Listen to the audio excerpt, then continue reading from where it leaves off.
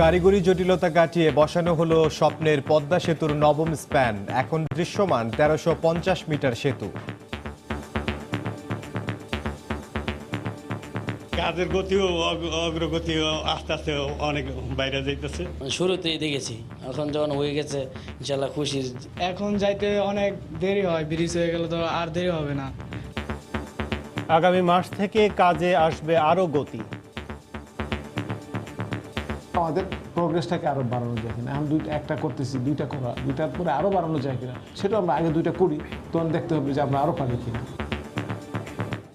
দেখছিলেন প্রধান শিরোনাম। রাত ১১টার সময় সঙ্গে আছি আমি ইমদাদুল হক এবং আমি কাজল আব্দুল্লাহ। এবার অন্যান্য শীর্ষ সংবাদ। এমপিওভুক্তির দাবিতে জাতীয় প্রেস ক্লাবের সামনে বেসরকারি শিক্ষক কর্মচারীদের চতুর্থ দিনের অবস্থান, দাবি আদায় না হওয়া পর্যন্ত চালিয়ে যাওয়ার ঘোষণা।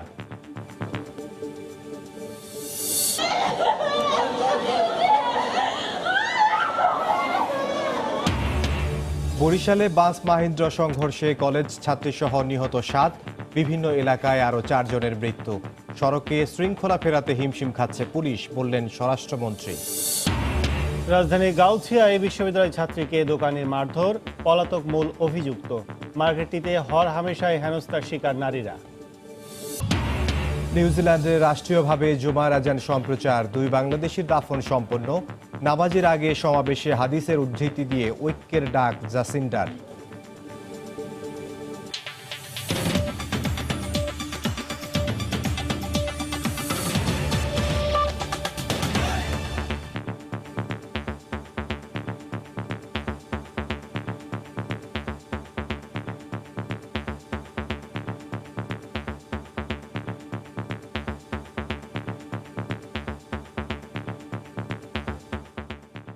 অবশেষে দ্বিতীয় দিনের চেষ্টায় বসানো হলো পদ্মা সেতুর নবম স্প্যান।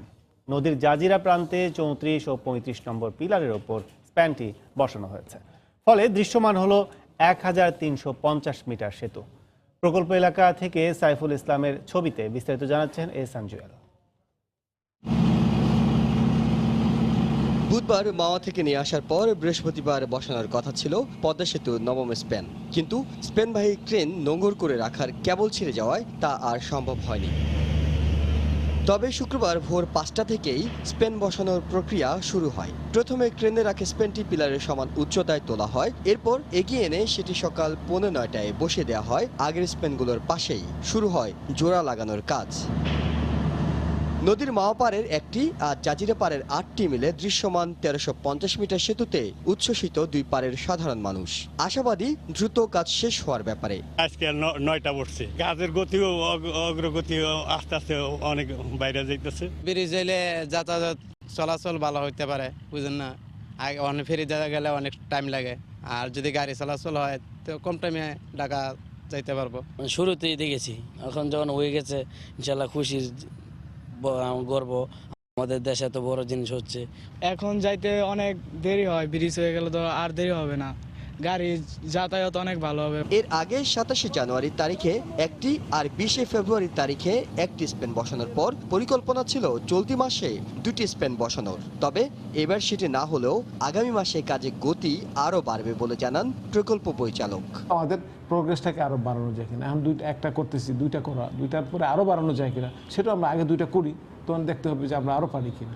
পদ্মা সেতু কর্তৃপক্ষ বলছে এখন পর্যন্ত মূল সেতুর কাজে অগ্রগতি হয়েছে ৭৩%। একটু একটু করে বাড়ছে পদ্মা সেতুর দৈর্ঘ্য, একটি একটি করে স্প্যান বসছে, আর পদ্মা সেতুর সাফল্যের মুকুটে যোগ হচ্ছে নতুন একটি পালক। সবশেষ গত ৩ মাসে গড়ে প্রতি মাসে একটি করে স্প্যান বসেছে।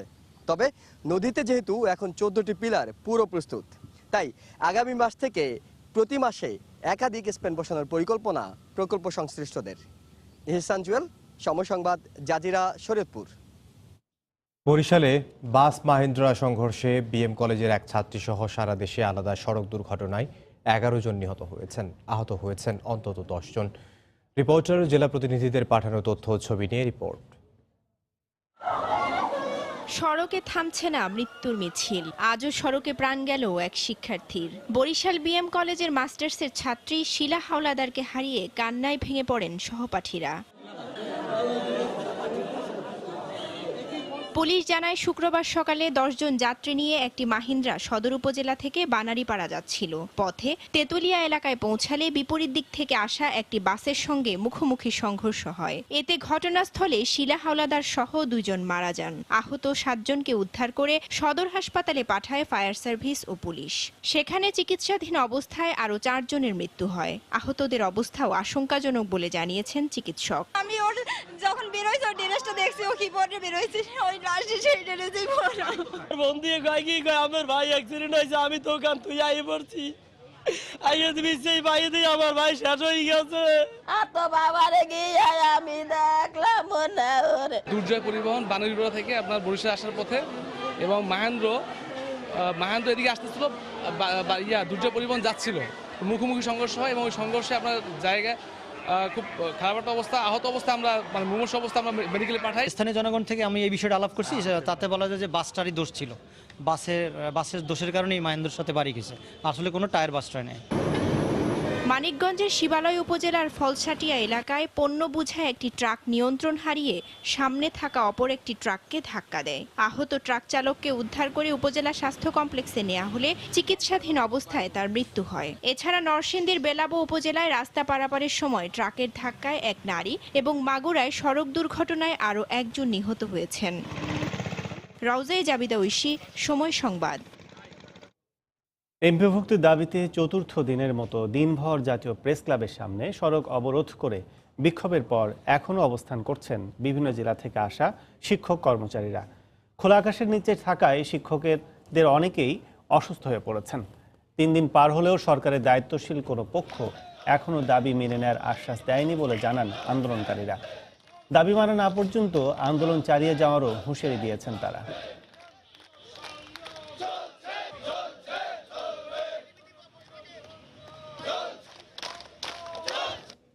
2006 সাল থেকে একই দাবিতে 30তম বারের মতো আন্দোলন করছেন নন এমপিও শিক্ষকরা।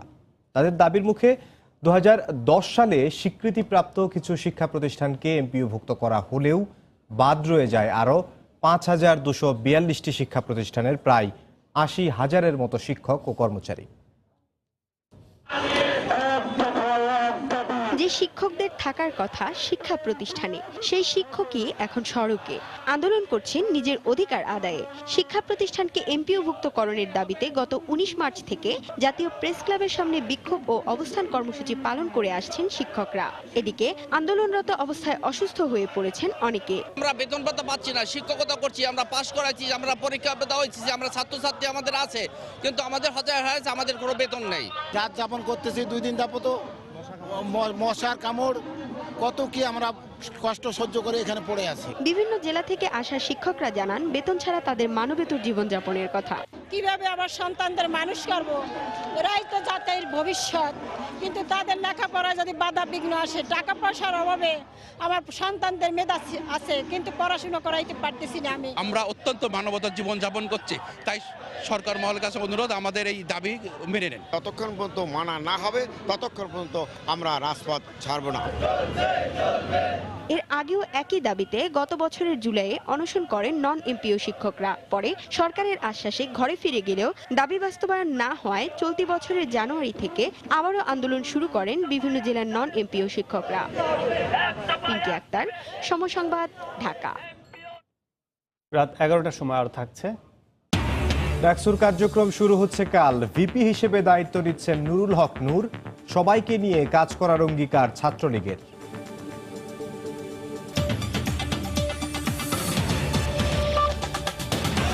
পাগল, বউ সোহাগী, জামাই নাড়ু, বউ পাগলা। অনেকেই বলে না আমাদের ধানে জাত হারিয়ে যাচ্ছে, অমুক ধানটা হারানোর কোনো সুযোগ নেই। দেখবেন সংবাদের শেষাংশে। আওয়ামী লীগের সাধারণ সম্পাদক ওবায়দুল কাদের এখন শঙ্কামুক্ত। 3 থেকে 4 দিন পর তাকে কেবিনে স্থানান্তর করা হবে। সিঙ্গাপুরে ওবায়দুল কাদেরের চিকিৎসা সমন্বয়ক বঙ্গবন্ধু শেখ মুজিব মেডিকেল বিশ্ববিদ্যালয়ের অধ্যাপক ডাক্তার আবু নাসার রিজভী এ তথ্য জানান।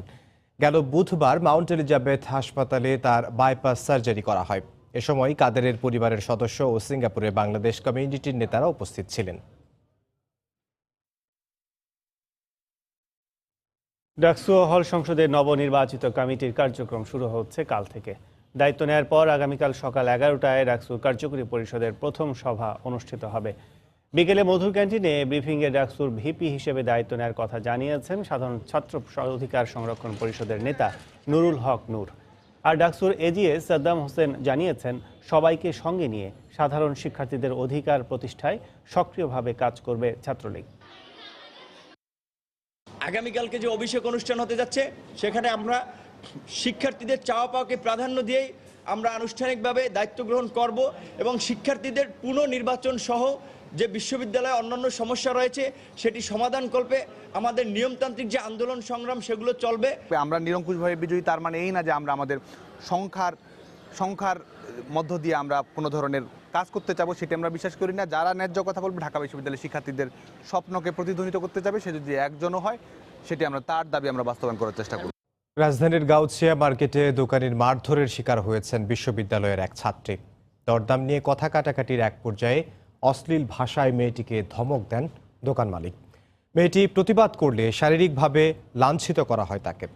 এর আগেও এই মার্কেটটিতে একাধিকবার ঘটেছে নারী লাঞ্ছনার ঘটনা। ভুক্তভোগীরা বলছেন প্রশাসনের পক্ষ থেকে কঠোর ব্যবস্থা না নিলে ভবিষ্যতে বড় কোনো অঘটনের শিকার হতে পারে নারী সমাজ। শুক্রবার ছুটির দিন হওয়ায় প্রয়োজনীয় কিছু কেনাকাটা সেরে নিতে বান্ধবীকে সাথে নিয়ে রাজধানীর গাউছিয়া মার্কেটে যান জাহাঙ্গীরনগর বিশ্ববিদ্যালয়ের এক শিক্ষার্থী। মার্কেটের নিচতলায় ইয়েলো কালেকশন নামের একটি দোকানে যান দুই বান্ধবী। পছন্দের পণ্যের দরদাম নিয়ে এক পর্যায়ে কথা কাটাকাটি শুরু হলে দোকান মালিক শিমুল ওই ছাত্রীদের অশালীন কথা বলেন। তারা প্রতিবাদ জানালে এক পর্যায়ে তাদের এলোপাতারি চড়থাপ্পড় দেন দোকান মালিক। এ ঘটনায় রাজধানী নিউ মার্কেট থানায় একটি সাধারণ ডায়েরি করেছে মেয়েটি।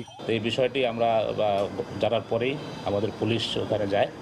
যাওয়ার পরে ওখান থেকে 3 জনকে আমরা থানাতে নিয়ে আসে যথাযথভাবে আইনি প্রক্রিয়া সম্পন্ন করার জন্য যেটা যেটা প্রয়োজন আমরা সেটা করব।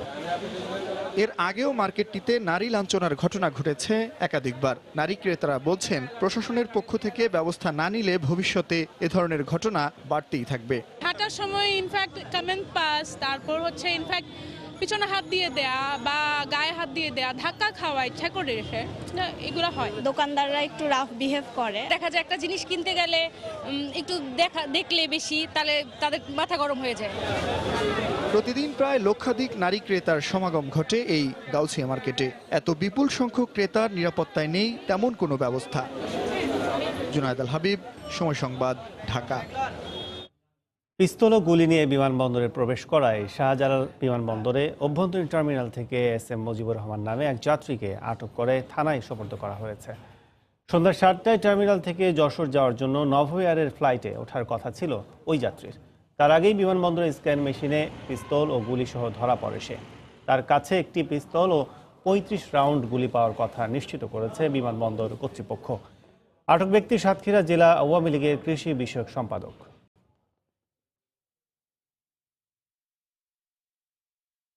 রাধুনী পাগল, বউ সোহাগী, জামাই নাড়ু, বউ পাগলা। অনেকেই বলে না আমাদের ধানে জাত হারিয়ে যাচ্ছে, অমুক ধানটা হারানোর কোনো সুযোগ নেই।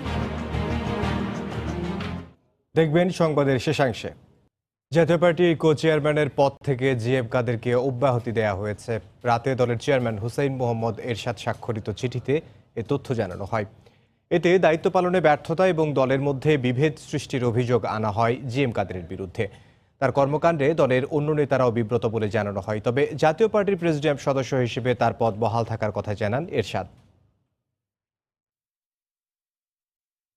বর্তমান সরকার ইউনানি চিকিৎসার প্রসারেও কাজ করছে বলে মন্তব্য করেছেন আওয়ামী লীগ নেতা অ্যাডভোকেট কামরুল ইসলাম এমপি।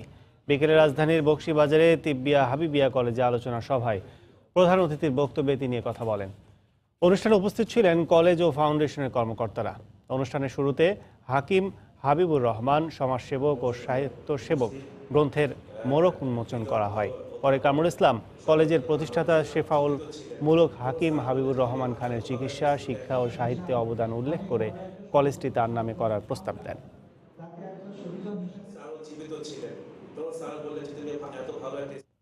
ভূগর্ভস্থ পানির চাপ কমিয়ে পরিবেশ রক্ষার পাশাপাশি প্রতিদিন 10 লাখ লিটার পানি সাশ্রয় করছে দেশের বৃহত্তম রড নির্মাণকারী প্রতিষ্ঠান BSRM। চট্টগ্রামের মিরসরাই সোনা পাহাড়ে অবস্থিত স্টিল মিল লিমিটেড কারখানার ওয়াটার ট্রিটমেন্ট প্ল্যান্টে রিসাইক্লিংয়ের মাধ্যমে পানির এই অপচয় রোধ করা হচ্ছে। এতে দূষণের হাত থেকে রক্ষা পাচ্ছে আশপাশের ফসলের জমিও। বিস্তারিত জানাচ্ছেন শফিকুল আলম। বিশ্বের সবচেয়ে বড় ইন্ডাকশন ফার্নেস প্লান্ট বা স্ক্র্যাপ থেকে লোহা তৈরির কারখানা পরিচালনা করছে বাংলাদেশের অন্যতম শিল্প প্রতিষ্ঠান বিএসআরএম। প্লান্টের একটি চুল্লি থেকে প্রতি 90 মিনিটে উৎপাদন হয় 50 মেট্রিক টন বিভিন্ন ক্যাটাগরির রড। এটি সহ অন্যান্য প্লান্টে প্রতিদিন পানির প্রয়োজন প্রায় 30 লাখ লিটার। এমন বাস্তবতায় পানির অপচয় রোধে কারখানার পাশে স্থাপন করা হয় ওয়াটার ট্রিটমেন্ট প্লান্ট। আমরা ওগুলো বাইরে না ফেলে ওগুলো আমরা এখানে রাখতেছি, তার ফলে আউটসাইড পরিবেশটাও সেভ হচ্ছে এবং প্লাস আমাদের যে সিস্টেমে যে ওয়াটারটা প্লাস আন্ডারগ্রাউন্ড ওয়াটারটা আমাদের বেশি পরিমাণে কনজিউম করতে হচ্ছে না, সেটাও সেভ হচ্ছে। পানির প্রেশারটা সেটাও কমে আসতেছে, আমাদের আলাদা করে পানি পাম্পিং করে জেনারেট করার প্রয়োজন হচ্ছে না। দুটি পানি ধরে রাখার রিজার্ভার থেকে 60টি ফিল্টারের মাধ্যমে করা হয় পানি রিসাইকেলিং। ময়লা মানে হচ্ছে টোটাল সাসপেন্ডেড সলিড আছে, ওটাকে আমরা পরিষ্কার করছি। তারপরে আমরা আয়রনটাকে পরিষ্কার করছি। যখন calcium carbonate magnesium carbonate filter হয়ে যাচ্ছে, আমাদের সফটওয়্যার তৈরি হচ্ছে, তখন আমরা ওটাকে পাঠাচ্ছি। এর স্টিল মিলে 4টি ফার্নেস, 2টি এলআরএফ ও 2টি সিসিএমে 2016 সালে চালু হওয়া ওয়াটার ট্রিটমেন্ট প্লান্ট থেকে পানি সরবরাহ করা হয়। শফিকুল আলম, সময় সংবাদ, চট্টগ্রাম। রাধুনী পাগল, বউ সোহাগী, জামাই নাড়ু, বউ পাগলা। অনেকেই বলে না আমাদের ধানে জাত হারিয়ে যাচ্ছে, অমুক ধানটা হারানোর কোনো সুযোগ নেই। দেখবেন সংবাদের শেষাংশে। দেশের ধানের জাত সুরক্ষার রাষ্ট্রীয় প্রহরী বাংলাদেশ ধান গবেষণা কেন্দ্র।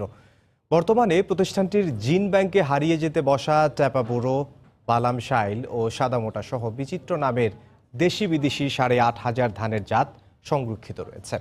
এখান থেকে উদ্ভাবিত হয়েছে ব্রি 28, ব্রি 29 সহ 94টি উচ্চ ফলনশীল জাত।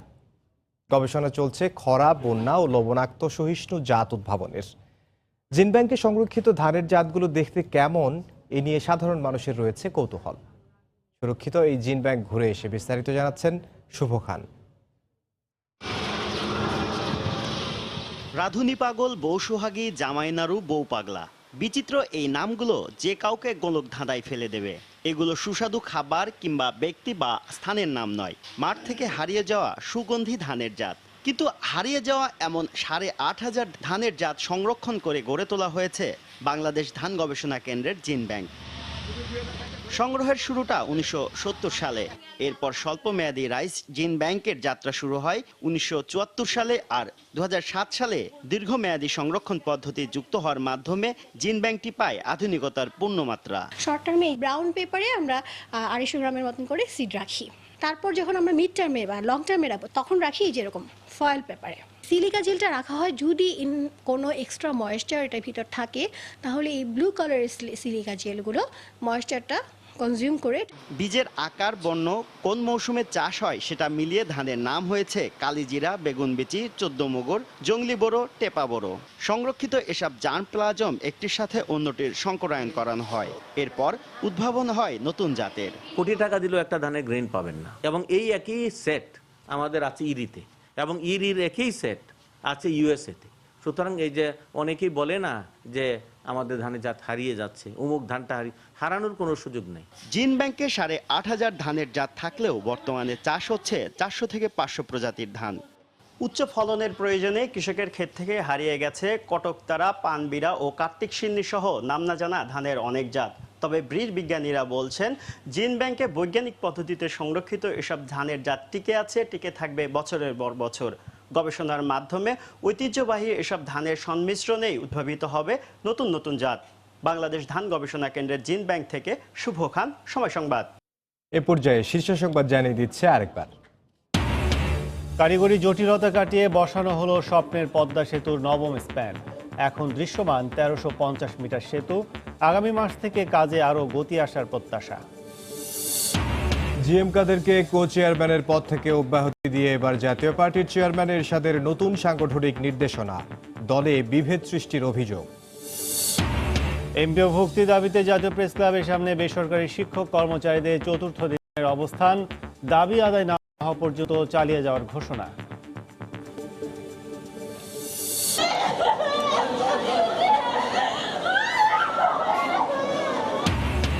বরিশালে বাস মাহেন্দ্র সংঘর্ষে কলেজ ছাত্রী সহ নিহত 7, বিভিন্ন এলাকায় আরও 4 জনের মৃত্যু। সড়কে শৃঙ্খলা ফেরাতে হিমশিম খাচ্ছে পুলিশ, বললেন স্বরাষ্ট্রমন্ত্রী। নিউজিল্যান্ডে রাষ্ট্রীয়ভাবে জুমার আজান সম্প্রচার, 2 বাংলাদেশের দাফন সম্পন্ন। নামাজের আগে সমাবেশে হাদিসের উদ্ধৃতি দিয়ে ঐক্যের ডাক জাসিন্ডার। এই ছিল রাত 11টার সময়। আপনার মোবাইলে সময় সংবাদ দেখতে ও সব খবর পেতে ডাউনলোড করুন সময় অ্যাপ। সঙ্গে থাকুন সময়।